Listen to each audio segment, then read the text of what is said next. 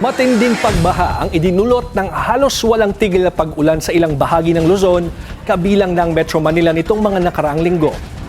Bukod sa mga nasirang infrastruktura at kagamitan, umabot sa 29 ang naitalang namatay. At nasaksihan din natin yung libo-libo nating mga kababayan na nagtitiis sa epekto ng baha sa araw-araw nilang pamumuhay. Kung sobrang pag-ulan at pagbaha ang problema sa ilang bahagi ng Luzon at Visayas itong mga nakaraang linggo, tagtuyot naman ang problema sa ilang bahagi ng Mindanao kagaya ng Caraga Region. Sa mga larawang ito ng content creator na si Robert Solis, makikita yung mga natuyong lugar o ilog sa Surigao del Sur. Naitala rin ng Weather Bureau Pag-asa ang pinakamainit na temperatura sa bansa ngayong buwan sa Hinatuan, Surigao del Sur, 37.5 degrees Celsius noong August 18. Kung may El Nino, bakit naman extremes ang nararanasan sa magkakaibang bahagi ng bansa ngayong August? Ang El Nino kasi ay hindi nangangahulugan na wala ng ulan sa buong bansa.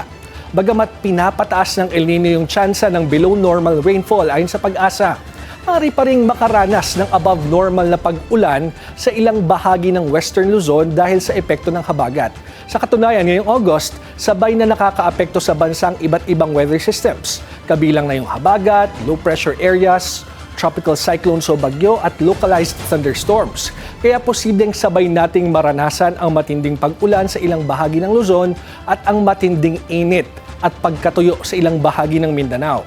Sa climate outlook na inilabas ng Pag-asa, makikita natin kung paano maaaring magbago yung rainfall pattern sa bansa sa mga susunod na buwan dahil sa El Nino. Ngayong August, mas mataas ang tsansa ng above normal rainfall sa ilang bahagi ng Western Luzon. Samantala, may mga lugar sa Visayas at Mindanao na may mas mataas na tsansa ng below normal rainfall.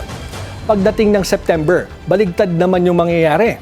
Mababang rainfall naman ang inaasahan sa Calakhang, Luzon, habang posibleng above normal ang rainfall sa Eastern Visayas at Mindanao.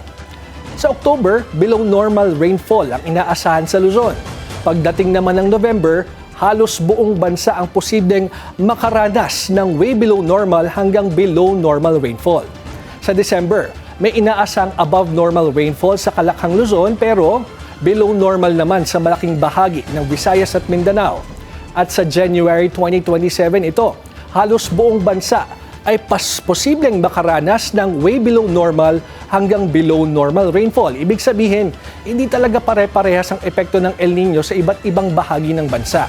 At maaaring magbago yung rainfall pattern depende sa lugar at panahon. Kaya hindi lang tagtuyot ang dapat nating paghandaan, kailangan din nating paghandaan yung mga bigla at matinding pag-ulan at pagbaha. Kasama rin sa epekto ng El Nino kasi yung pagkakaroon ng mas malalakas na bagyo. Mahalaga ang ganitong forecast ng Pag-asa dahil nabibigyan ito ng pagkakataon ng pamahalaan at ang agricultural sector para magplano at maghanda. Pero ang tanong, gaano kahanda at anong klaseng paghahanda ang ginagawa?